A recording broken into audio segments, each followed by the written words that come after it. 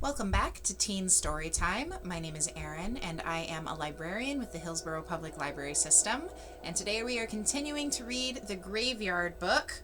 We are reading this on ebook, and we are continuing on with Chapter 3 today. If you would like to get ebooks or e-audiobooks like this one, you can also get them on Overdrive or Libby with your library card. And if you need any help setting that up, just let a librarian know or any library staff, and we can help you get that set up. With no further ado, let's go ahead and start Chapter 3 of The Graveyard Book by Neil Gaiman. This is The Hounds of God. One grave in every graveyard belongs to the ghouls. Wander any graveyard long enough, and you will find it, water-stained and bulging with cracked or broken stone, scraggly grass or rank weeds about it, and a feeling when you reach it of abandonment. It may be colder than the other gravestones too, and the name on the stone is all too often impossible to read. If there is a statue on the grave, it will be headless, or so scabbed with fungus and lichens as to look like a fungus itself. If one grave in a graveyard looks like a target for petty vandals, that is the ghoul gate. If the grave makes you want to be somewhere else, that is the ghoul gate. There was one in Bod's graveyard. There was one in every graveyard. Silas was leaving. Bod had been upset by this when he had first learned about it. He was no longer upset. He was furious. "But why?" said Bod. "I told you, I need to obtain some information. In order to do that, I have to travel. To travel, I must leave here. We have already been over all of this." "What's so important that you have to go away?" Bod's 6-year-old mind tried to imagine something that could make Silas want to leave him, and failed. "It's not fair!" His guardian was unperturbed. "It is neither fair nor unfair. Nobody owns. It simply is." Bod was not impressed. "You're meant to look after me. You said." "As your guardian, I have the responsibility for you, yes. Fortunately, I am not the only individual in the world willing to take on this responsibility." "Where are you going anyway?" "Out. Away. There are things I need to uncover that I cannot uncover here." Bod snorted and walked off, kicking at imaginary stones. On the northwestern side of the graveyard, things had become very overgrown and tangled, far beyond the ability of the groundskeeper or the friends of the graveyard to tame, and he ambled over there and woke a family of Victorian children who had all died before their 10th birthdays, and they played hide-and-go-seek in the moonlight in the ivy-twined jungle. Bod tried to pretend that Silas was not leaving, that nothing was going to change, but when the game was done and he ran back to the old chapel, he saw two things that changed his mind. The first thing that he saw was a bag. It was, Bod knew the moment he laid eyes on it, Silas's bag. It was at least 150 years old, a thing of beauty, black leather with brass fittings and a black handle, the kind of bag a Victorian doctor or undertaker might have carried, containing every implement that might have been needed. Bod had never seen Silas's bag before. He had not even known that Silas had a bag, but it was the sort of bag that could have only belonged to Silas. Bod tried to peek inside it, but it was closed with a large brass padlock. It was too heavy for him to lift. That was the first thing. The second thing was sitting on the bench by the chapel. "Bod," said Silas, "this is Miss Lupescu." Miss Lupescu was not pretty. Her face was pinched and her expression was disapproving. Her hair was gray, although her face seemed too young for gray hair. Her front teeth were slightly crooked. She wore a bulky mackintosh and man's tie around her neck. "How do you do, Miss Lupescu?" said Bod. Miss Lupescu said nothing. She sniffed. Then she looked at Silas and said, "So, this is the boy." She got up from her seat and walked all around Bod, nostrils flared as if she were sniffing him. When she had made a complete circuit, she said, "You will report to me on waking and before you go to sleep. I have rented a room and a house over there." She pointed to a roof just visible from where they stood. "However, I shall spend my time in this graveyard. I am here as a historian researching the history of old graves. You understand me, boy, da?" "Bod," said Bod. "It's Bod, not boy." "Short for nobody," she said. "A foolish name. Also, Bod is a pet name, a nickname. I do not approve. I will call you Boy. You will call me Miss Lupescu." Bod looked up at Silas pleadingly, but there was no sympathy on Silas's face. He picked up his bag and said, "You will be in good hands with Miss Lupescu, Bod. I am sure that the two of you will get on." "We won't," said Bod. "She's horrible." "That," said Silas, "was a very rude thing to say. I think you should apologize, don't you?" Bod didn't, but Silas was looking at him, and Silas was carrying his black bag, and he was about to leave for no one knew how long, so he said, "I'm sorry, Miss Lupescu." At first she said nothing in reply. She merely sniffed. Then she said, "I have come a long way to look after you, boy. I hope you are worth it." Bod could not imagine hugging Silas, so he held out his hand and Silas bent over and gently shook it, engulfing Bod's small grubby hand with his huge pale one. Then, lifting his black leather bag as if it were weightless, he walked down the path and out of the graveyard. Bod told his parents about it.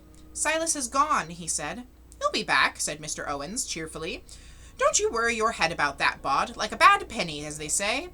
Mrs. Owens said, "Back when you were born, he promised us that if he had to leave, he would find someone else to bring you food and keep an eye on you, and he has. He's so reliable." Silas had brought Bod food, true, and left it in the crypt each night for him to eat, but this was, as far as Bod was concerned, the least of the things that Silas did for him.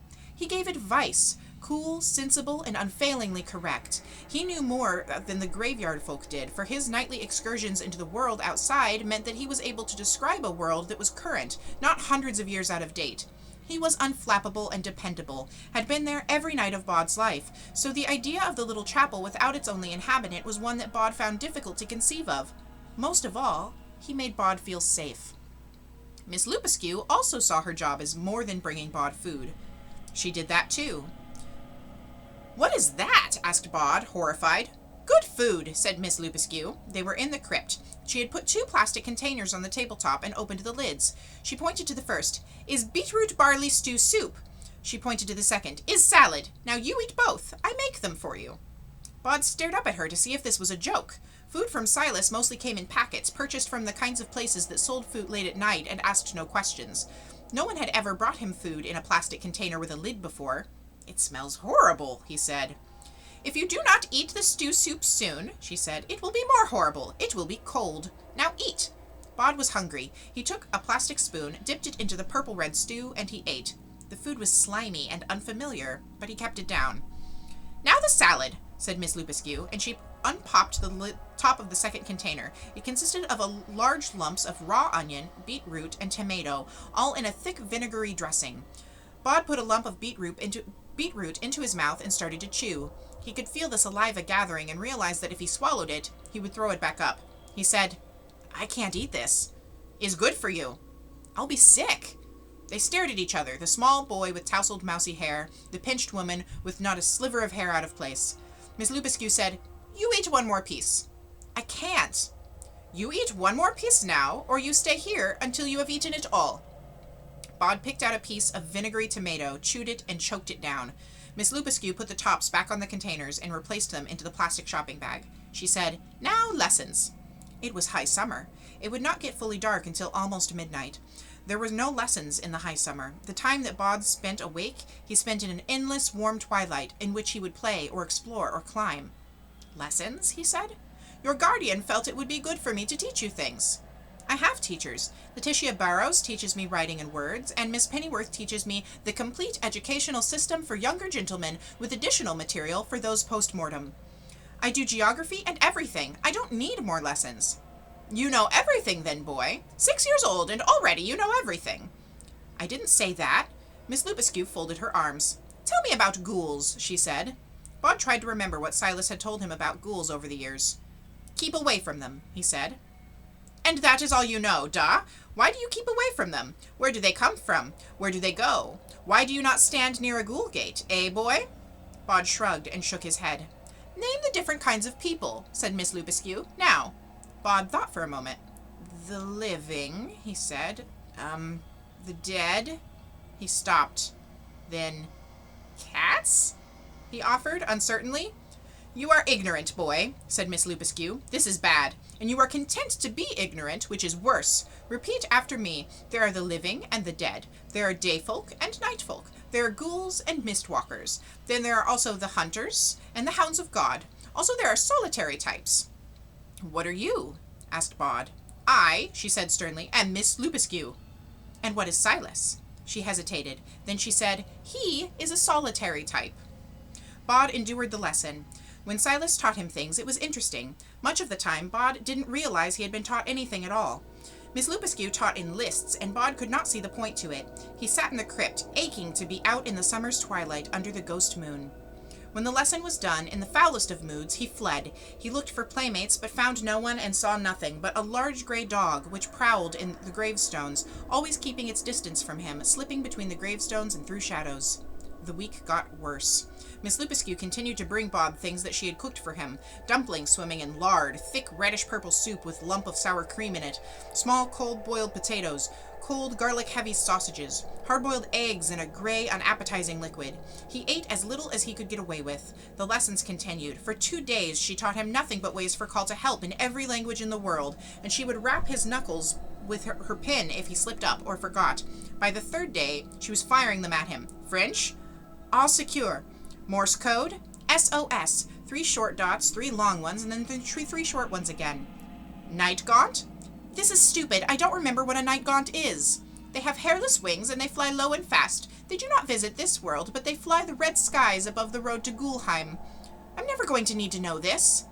Her mouth pinched in tighter. All she said was, Night gaunt? Bod made the noise that she had taught him, back in the back of his throat, a guttural cry like an eagle's call. She sniffed. Adequate, she said. Bod could not wait until the day that Silas returned. He said, There's a big grey dog in the graveyard sometimes. It came when you did. Is it your dog? Miss Lupescu straightened her tie. No, she said. Are we done? For today. You will read the list I gave you tonight and remember it for tomorrow. Miss Lupescu's lists were printed on pale purple ink on white paper, and they smelled odd. Bod took the new list up to the side of the hill and tried to read the words, but his attention kept slipping off of it. Eventually he folded it up and placed it beneath a stone. No one would play with him that night. No one wanted to play or to talk, to run and climb beneath the huge summer moon. He went down to the Owens' tomb to complain to his parents, but Mrs. Owens would not hear a word he said against Miss Lupescu, on, as far as Bod was concerned, the unfair grounds that Silas had chosen her, while Mr. Owens simply shrugged and started telling Bod about his days as a young apprentice cabinet-maker, and how much he would have loved to learn all of the useful things that Bod was learning, which was, as far as Bod was concerned, even worse. Aren't you meant to be studying, anyway? Asked Mrs. Owens, and Bod squeezed his fists together and said nothing. He stomped off into the graveyard, feeling unloved and underappreciated. Bod brooded on the injustice of it all, and wandered off through the graveyard, kicking at stones. He spotted the grey, dark dog, and called to it to see if it would come over and play with him, but it kept its distance, and Bod, frustrated, threw a clump of mud towards it, which broke on a nearby gravestone, and scattered earth everywhere. The big dog gazed at Bod reproachfully, then stepped away into the shadows, and was gone. The boy walked back down the southwest side of the hill, avoiding the old chapel. He didn't want to see the place that Silas wasn't. Bod stopped beside a grave that looked the way he felt. It was beneath an oak that had once been struck by lightning, and now was just a black trunk, like a sharp talon coming out of the hill. The grave itself was water-stained and cracked, and above it was a memorial stone on which a headless angel hung, its robe looking like a huge and ugly tree fungus. Bod sat down on a clump of grass and felt sorry for himself, and hated everybody. He even hated Silas for going away and leaving him. Then he closed his eyes and curled into a ball on the grass and drifted into a dreamless sleep. Down the street and up the hill came the Duke of Westminster, the Honourable Archbishop Fitzhugh, and the Bishop of Bath and Wells, slipping and bounding from shadow to shadow, lean and leathery, all sinews and cartilage, wearing raggedy clothes all a-tatter, and they bounded and loped and skulked, leapfrogging over dustbins, keeping to the dark sides of hedges. They were small, like full-sized people who had shrunk in the sun. They spoke to each other in undertones, saying things like, If your grace has any blooming idea of where we is the nights do, I'd be grateful if he'd say so. Otherwise he should keep his big offal hole shut. And all I'm saying, your worship, is that I knows there's a graveyard to us here. I can smells it. If you could smells it, then I should be able to smells it, 'cause I've got a better nose than you have, your grace. All this as they dodged and wove their way through the suburban gardens. They avoided one garden. Psst, hissed the Honourable Archibald Fitzhugh. Dogs! And ran along the top of the garden wall, scampering over it like rats the size of children. Down into the high street, and then up the road to the top of the hill, and then they were at the graveyard wall, and they were up it like squirrels up a tree, and they sniffed the air. Beware, dog, said the Duke of Westminster. Where? I don't know. Somewhere round here. Doesn't smell like a proper dog anyway, said the Bishop of Bath and Wells. Somebody couldn't smell this graveyard neither, said the Honourable Archibald Fitzhugh. Remember, it's just a dog. The three of them leapt down from the wall to the ground, and they ran, using their arms as much as their legs to propel themselves through the graveyard to the ghoul gate by the lightning tree. And beside the gate, in the moonlight, they paused. "What's this when it's at home, then?" asked the Bishop of Bath and Wells. "Lummy," said the Duke of Westminster. Bod woke then. The three faces staring into his could have been those of mummified humans, fleshless and dried, but their features were mobile and interested, mouths that grinned to reveal sharp, stained teeth, bright, beady eyes, clawed fingers that moved and tapped. "Who are you?" Bod asked. "We," said one of the creatures. They were, Bod realized, only a little bigger than he was. "Is most important folk, we is. This here is the Duke of Westminster." The biggest of the creatures gave a bow, saying, "Charmed, I'm sure." "And this is the Bishop of Bath and Wells." The creature, grinned with sharp teeth and let a pointed tongue of improbable length waggle between them, did not look like Bod's idea of a bishop. Its skin was piebald, and it had a large spot across one eye, making it look almost piratical. "And I have the honor to be the Honorable Archibald Fitzhugh, at your service." The three creatures bowed as one. The Bishop of Bath and Wells said, "Now, me lad, what's your story, eh? And don't tell any porkies, remember, as you're talking to a bishop." "You tell him, your worship," said the other two. So Bod told them. He told them how no one liked him or wanted to play with him, how no one appreciated him or cared, and how even his guardian had abandoned him. "Blow me down," said the Duke of Westminster, scratching his nose, a little dried-up thing that was mostly nostrils. "What you need is to go somewhere the people would appreciate you." "There isn't anywhere," said Bod, "and I'm not allowed out of the graveyard." "You needs an old world of friends and playfellows," said the Bishop of Bath and Wells, wiggling his long tongue. "A city of delights, of fun and magic, where you would not be appreciated, not ignored." Bod said, "The lady who's looking after me, she makes horrible food, hard-boiled eggs, soup, and things." "Food," said the Honorable Archibald Fitzhugh. "Where we're going, the food's the best in the whole world. Makes me tum rumble and my mouth water just thinking about it." "Can I come with you?" said Bod. "Come with us?" said the Duke of Westminster. He sounded shocked. "Don't be like that, your grace," the Bishop of Bath and Wells said. "Have a blinking heart. Look at the little mite. Hasn't had a decent meal, and he doesn't know how long." "I vote to take him," said the Honorable Archibald Fitzhugh. "There's good grub back at our place." He patted his stomach to show just how good the food was. "So, you game for an adventure?" asked the Duke of Westminster, won over by the novel idea. "Or do you want to waste the rest of your life here?" And with bony fingers he indicated the graveyard and the night.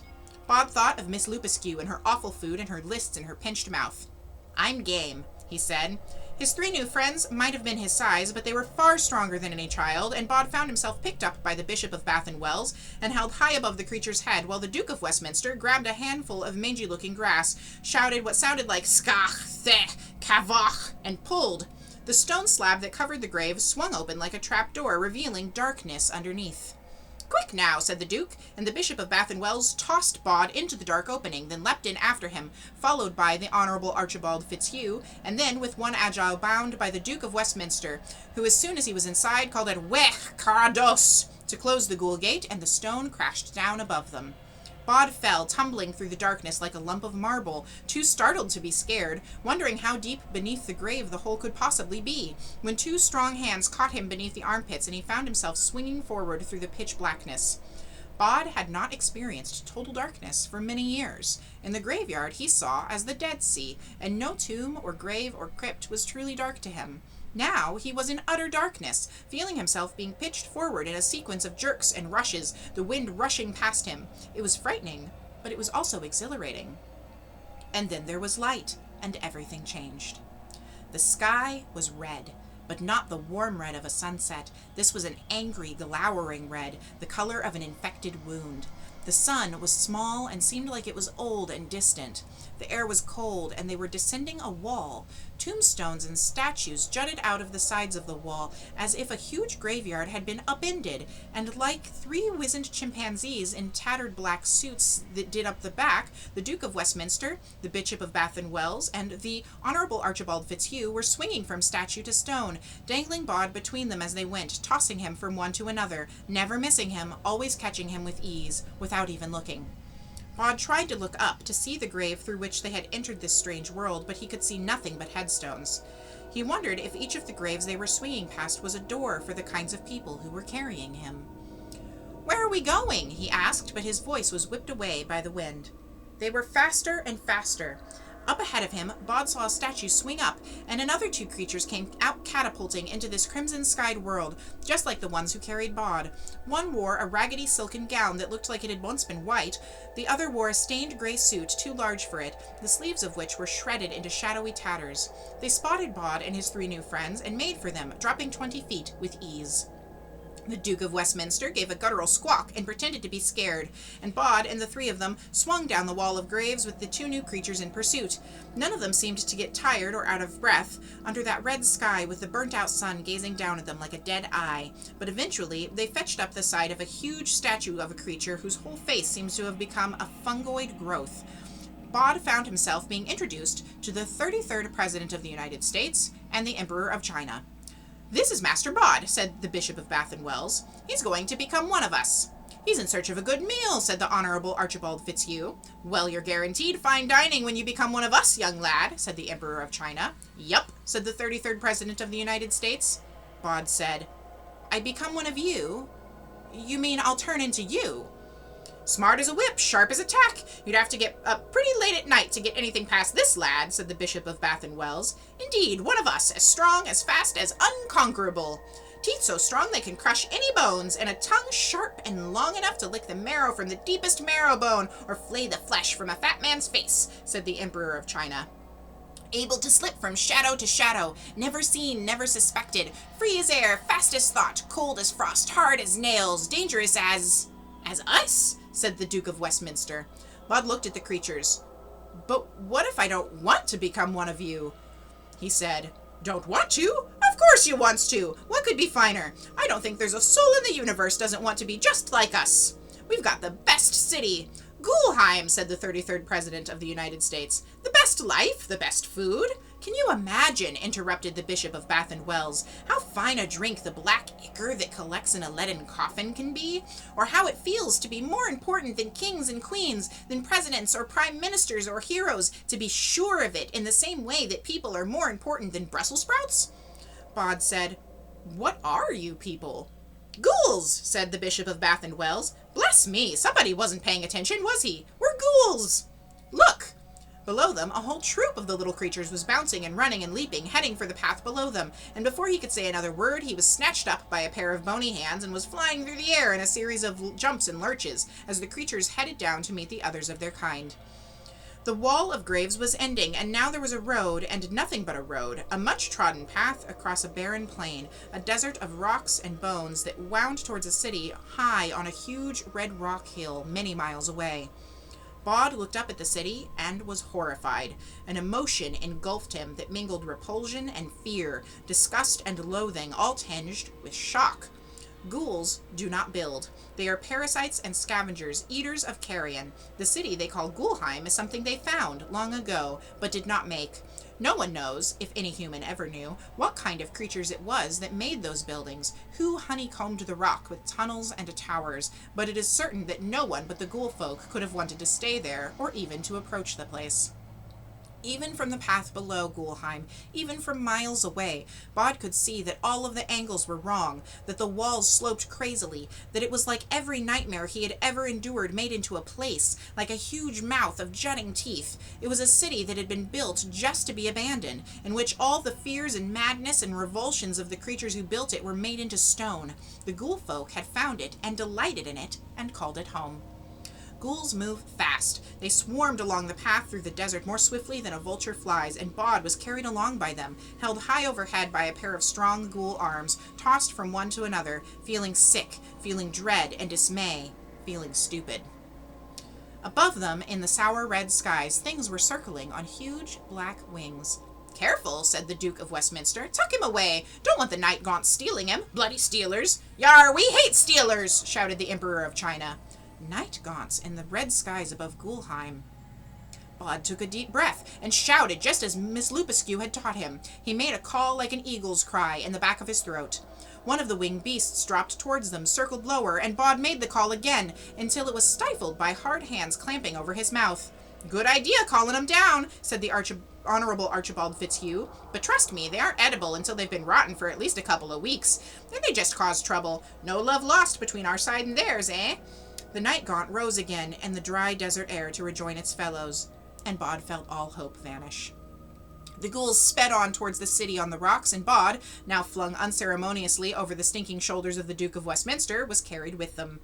The dead sun set, and 2 moons rose, one huge and pitted and white, which seemed, as it rose, to be taking up half the horizon, although it shrank as it ascended, and a smaller moon, the bluish-green color and of the veins of the mold that's in cheese, and the arrival of this moon was an occasion for celebration for the ghoul folk. They stopped marching and made a camp beside the road. One of the new members of the band, Bod thought it might have been one of the ones he was introduced to as the famous writer Victor Hugo, produced a sack which turned out to be filled with firewood.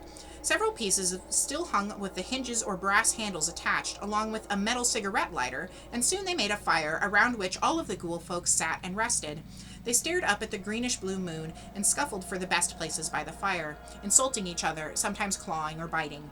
"We'll sleep soon, then set off for Ghoulheim at moonset," said the Duke of Westminster. "It's just another 9 or 10 hours' run along the way. We should reach it by next moonrise. Then we'll have a party, eh? Celebrate you being made into one of us." "It doesn't hurt," said the Honourable Archibald Fitzhugh. "Not so as you'd notice. And after, think just how happy you'll be." They all started telling stories then of how fine and wonderful thing it was to be a ghoul, and all of the things they had crunched up and swallowed down with their powerful teeth. Impervious they were to disease or illness, said one of them. Why, it didn't matter that what their dinner had died of, they could just chomp it down. They told of the places they had been, which mostly seemed to be catacombs and plague pits. "Plague pits is good eatin'," said the Emperor of China, and everyone agreed. They told Bod how they had got their names, and how he, in his turn, once he had become a nameless ghoul, would be named as they had been. "But I don't want to become one of you," said Bod. "One way or another," said the Bishop of Bath and Wells cheerily, "you'll become one of us. The other way is messier and involves being digested, and you're not really around very long to enjoy it." "But that's not a good thing to talk about," said the Emperor of China. "Best to be a ghoul. We're afraid of nothing." And all the ghouls around the coffinwood fire howled at this statement, and growled and sang and exclaimed at how wise they were, and how mighty, and how fine it was to be scared of nothing. There was a noise then, from the desert, from far away, a distant howl, and the ghouls gibbered, and they huddled closer to the flames. "What was that?" asked Bod. The ghouls shook their heads. "Just something out there in the desert," whispered one of them. "Quiet, it'll hear us." And all of the ghouls were quiet for a bit, until they forgot about the thing in the desert and began to sing ghoul song, filled with foul words and worse sentiments, the most popular of which was simply lists of which rotting body parts were to be eaten and in what order. "I want to go home," said Bod, when the last of the bits in the songs had been consumed. "I don't want to be here." "Don't take on so," said the Duke of Westminster. "Why, you little coot, I promise as soon as you're one of us, you'll not even remember that you had a home." "I don't remember anything about the days before I was a ghoul," said the famous writer Victor Hugo. "Nor I," said the Emperor of China, proudly.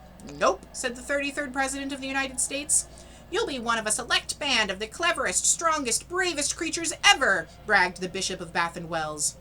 Bod was unimpressed by the ghouls' bravery or their wisdom. They were strong, though, and inhumanly fast, and he was in the center of a troop of them. Making a break for it would have been impossible. They would have been able to catch up with him before he could cover a dozen yards. Far off in the night something howled once more, and the ghouls moved closer to the fire. Bod could hear them sniffing and cursing. He closed his eyes, miserable and homesick. He did not want to become one of the ghouls. He wondered how he would be able to sleep when he was worried and hopeless, and then, almost to his surprise, for 2 or 3 hours he slept. A noise woke him, upset, loud, close. It was someone saying, "Well, where is they, eh?" He opened his eyes to see the Bishop of Bath and Wells shouting at the Emperor of China. It seemed that a couple of their members had disappeared in the night, just vanished, and no one had an explanation. The rest of the ghouls were on edge. They packed up their camp quickly, and the 33rd President of the United States picked Bod up and bundled him over his shoulder. The ghouls scrabbled back down the rocky cliffs to the road, beneath a sky the color of bad blood, and they headed towards Ghoulheim. They seemed significantly less exuberant this morning. Now they seemed, at least to Bod, as he bounced along, to be running away from something.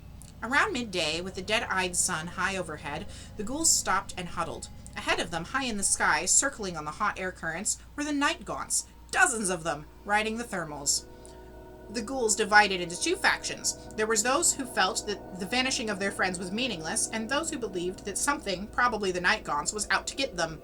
They came to no agreement, except for a general agreement to arm themselves with rocks to throw at the night gaunts should they descend, and they filled the pockets of their suits and robes with pebbles from the desert floor. Something howled off in the desert to their left, and the ghouls eyed each other. It was louder than the night before and closer, a deep, wolfish howl.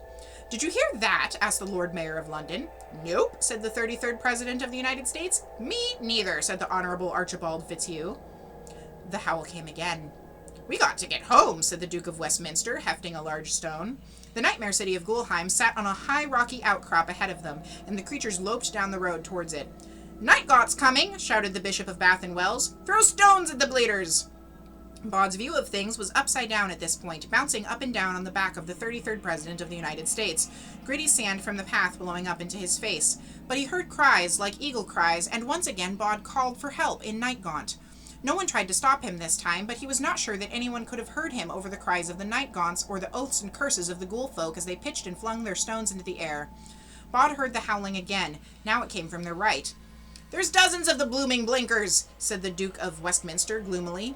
The 33rd President of the United States handed Bod over to the famous writer Victor Hugo, who threw the boy into his sack and put it over his shoulder. Bod was just glad the sack smelled of nothing worse than dusty wood. "They're retreating!" shouted a ghoul. "Look at 'em go!" "Don't you worry, boy," said a voice that sounded to Bod like the Bishop of Bath and Wells near the sack. "There won't be any of this nonsense when we get you to Ghoulheim. It's impenetrable, is Ghoulheim." Bod could not tell if any of the ghouls had been killed or injured fighting the Nightgaunts. He suspected, from the imprecations of the Bishop of Bath and Wells, that several more of the ghouls might have run off. "Quickly!" shouted someone who was probably the Duke of Westminster, and the ghouls set off at a run. Bod, in the sack, was uncomfortable, being painfully slammed against the famous writer Victor Hugo's back and occasionally banged on the ground. To make his time in the sack even more uncomfortable, there were still several lumps of wood, not to mention sharp screws and nails in there with him, the final remnants of the coffin-based firewood. A screw was just under his hand, digging into him. Despite being jogged and jounced, jolted and jarred with every one of his captor's steps, Bod managed to grasp the screw with his right hand. He felt the tip of it sharp to the touch. He hoped, deep inside. Then he pushed the screw into the fabric of the sack behind him, working the sharp end in and then pulling it back and making another hole a little way below the first. From behind, he could hear something howl once more, and it occurred to him that anything that could terrify the ghoul folk must itself be even more terrifying than he could imagine, and for a moment he stopped stabbing with the screw. What if he fell from the sack into the jaws of some evil beast? But at least if he died, thought Bod, he would have died as himself, with all of his memories, knowing who his parents were, who Silas was, even who Miss Lupescu was. That was good. He attacked the sacking with his brass screw again, jabbing and pushing until he'd made another hole in the fabric. "Come on, lads," shouted the Bishop of Bath and Wells. "Up the steps, and then we're home, all safe in Ghoulheim." "Hurrah, your worship," called someone else, probably the Honorable Archibald Fitzhugh. Now the motion of his captures had changed. It was no longer a forward motion, now it was a sequence of movements, up and along, up and along. Bod pushed at the sacking with his hand to try to make an eye hole. He looked out. Above, the drear red sky. Below...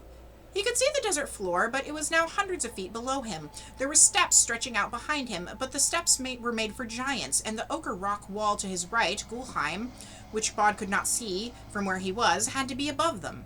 To his left was a sheer drop. He was going to have to fall straight down, he decided, onto the steps, and he would have to just hope that the ghouls wouldn't notice that he was making a break for it in their desperation to be home and safe. He saw Nightgaunts high in the red sky, hanging back, circling. He was pleased to see there were no other ghouls behind him. The famous writer Victor Hugo was bringing up the rear, and no one was behind him to alert the ghouls to the hole that was growing in the sack, or to see Bod if he fell out. But there was something else. Bod was bounced onto his side, away from the hole, but he had seen something huge and gray on the steps beneath, pursuing them. He could hear an angry, growling noise. Mr. Owens had an expression for two things he found equally unpleasant. "I'm between the devil and the deep blue sea," he would say. Bod had wondered what this meant, having seen in his life in the graveyard neither the devil nor the deep blue sea. "I'm between the ghouls and the monster," he thought. And as he thought it, sharp canine teeth came at the sacking, pulled at it until the fabric tore along the rips Bod had made, and the boy tumbled down on the rock stairs where a huge gray animal, like a dog but far larger, growled and drooled and stood over him, an animal with flaming eyes and white fangs and huge paws. It panted and stared at Bod. Ahead of him, the ghouls had stopped. "Bloody Nora," said the Duke of Westminster. "That hellhound's got the blinking boy." "Let it have him," said the Emperor of China. "Run!" "Yikes," said the 33rd President of the United States. The ghouls ran up the steps. Bod was now certain that the steps had been carved by giants, for each step was higher than he was, and as they fled, the ghouls paused only to turn and make rude gestures at the beast and possibly also at Bod. The beast stayed where it was. "It's going to eat me," Bod thought bitterly. Smart Bod. And he thought of his home in the graveyard and how he could no longer remember why he had ever left. Monster dog or no monster dog, he had to get back home once more. There were people waiting for him. He pushed past the beast, jumped down to the next step 4 feet below, fell his height, landed on his ankle, which twisted underneath him painfully, and he dropped heavily onto the rock. He could hear the beast running, jumping towards him, and he tried to wiggle away, to pull himself up onto his feet, but his ankle was useless now, numb and in pain, and before he could stop himself, he fell again. He fell off the step, away from the rock wall, out into space, off the cliffside where he dropped, a nightmarish tumble down distances that Bod could not even imagine, and as he fell, he was certain he heard a voice coming from the general direction of the gray beast, and it said, in Miss Lupescu's voice, "Oh, Bod!" It was like every dream of falling he'd ever had, a scared and frantic drop through space. As he headed towards the ground below, Bod felt as though his mind was only big enough for one huge thought. So, that big dog was actually Miss Lupescu, and "I'm going to hit the rock floor and splat" competed in his head for attention. Something wrapped itself around him, falling at the same speed he was falling, and then there was the loud flapping of leathery wings and everything slowed. The ground no longer seemed to be heading towards him at the same speed. The wings flapped harder, they lifted slightly, and now the only thought in Bod's head was, "I'm flying!" And he was.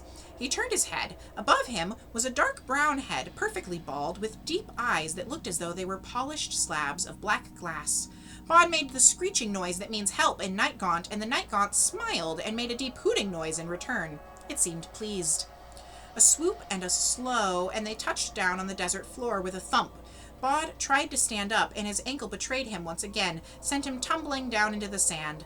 The wind was high, and the sharp desert sand blew hard, stinging Bod's skin. The Night Gaunt crouched beside him, its leathery wings folded up on its back. Bod had grown up in a graveyard and was used to images of winged people, but the angels on the headstones looked nothing like this. And now, bounding towards them across the desert floor, in the shadow of Ghoulheim, a huge gray beast like an enormous dog. The dog spoke in Miss Lupescu's voice. It said, "This is the 3rd time the Night Gaunts have saved your life, Bod. The first was when you called for help, and they heard. They got the message to me, telling me where you were. The second was around the fire last night when you were asleep. They were circling in the darkness, and they heard a couple of the ghouls saying that you were ill luck for them, and they should beat your brains in with a rock and put you somewhere they could find you again when you were properly rotted down, and then they would eat you. The Night Gaunts dealt with the matter silently. And now this." "Miss Lupescu?" The great dog-like head lowered towards him, and for one mad, fear-filled moment he thought she was going to take a bite out of him, but her tongue licked the side of his face affectionately.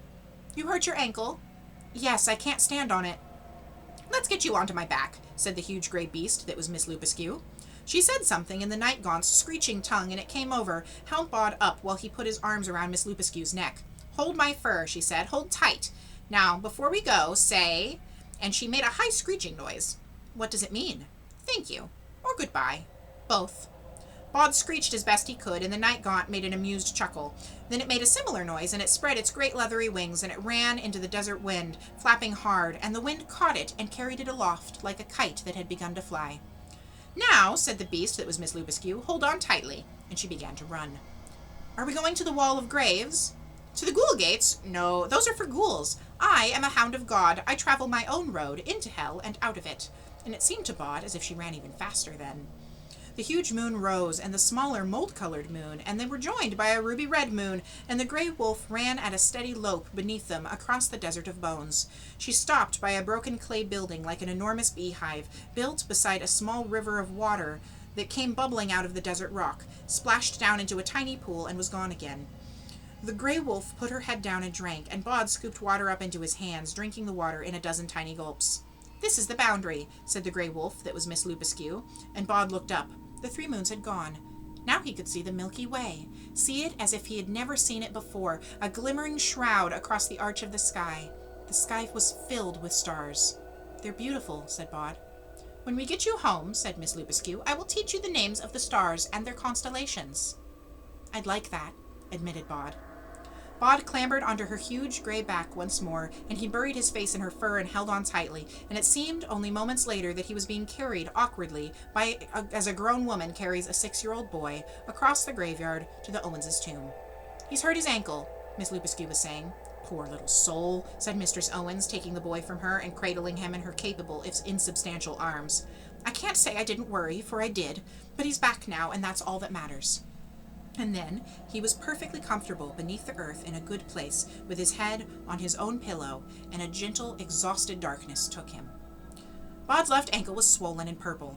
Dr. Trefusis, 1870 to 1936, may he wake to glory, inspected it and pronounced it merely sprained. Miss Lupescu returned from a journey to the chemist's with a tight ankle bandage, and Josiah Worthington, Bart, who had been buried with his ebony walking cane, insisted on lending it to Bod, who had too much fun leaning on the stick and pretending to be 100 years old. Bod limped up the hill and retrieved a piece of folded paper from beneath a stone. "The Hounds of God," he read. It was printed in a purple ink, and it was the first item on the list. Those that men call werewolves or lycanthropes call themselves the Hounds of God, as they claim their transformation is a gift from their Creator, and they repay the gift with their tenacity, for they will pursue an evildoer to the very gates of hell. Bod nodded. Not just evildoers, he thought. He read the rest of the list, committing it to memory as best he could. Then he went down to the chapel where Miss Lupescu was waiting for him with a small meat pie and a huge bag of chips that she had bought from the fish and chips shop at the bottom of the hill, and another pile of purple-inked duplicated lists. The two of them shared the chips, and once or twice Miss Lupescu even smiled. Silas came back at the end of the month. He carried his black bag in his left hand, and he carried his right arm stiffly. But he was Silas, and Bod was happy to see him, and even happier when Silas gave him a present, a little model of the Golden Gate Bridge in San Francisco. It was almost midnight, and it was still not fully dark. The three of them sat at the top of the hill, with the lights of the city glimmering beneath them. "I trust that all went well in my absence," said Silas. "I learned a lot," said Bod, still holding his bridge. He pointed up into the night sky. "That's Orion the Hunter, up there, with his belt of 3 stars. That's Taurus the Bull." "Very good," said Silas. "And you?" asked Bod. "Did you learn anything while you were away?" "Oh, yes," said Silas. But he declined to elaborate. "I also," said Miss Lupescu primly, "I also learned things." "Good," said Silas. An owl hooted in the branches of an oak tree. "You know, I heard rumors while I was away," said Silas, "that some weeks ago you both went somewhat further afield than I would have been able to follow. Normally, I would advise caution, but, unlike some, the ghoul folk have short memories." Bod said, "It's okay. Miss Lupescu looked after me. I was never in any danger." Miss Lupescu looked at Bod, and her eyes shone, and then she looked at Silas. "There are many things to know," she said. "Perhaps I come back next year, in high summer also, to teach the boy again." Silas looked at Miss Lupescu, and he raised an eyebrow of faction. Then he looked at Bod. "I'd like that," said Bod. And that was the end of Chapter 3 of The Graveyard Book by Neil Gaiman. Join us next Monday when we'll be doing Chapter 4. And check out the description for another recommendation list of books that you might enjoy. And then for our question for today, I like what Miss Lupescu said there at the very end, that she also learned things, but she doesn't say what. What things do you think that Miss Lupescu learned during this chapter with Bod? Let me know in the comments, and I will see you all next Monday. Have a good day.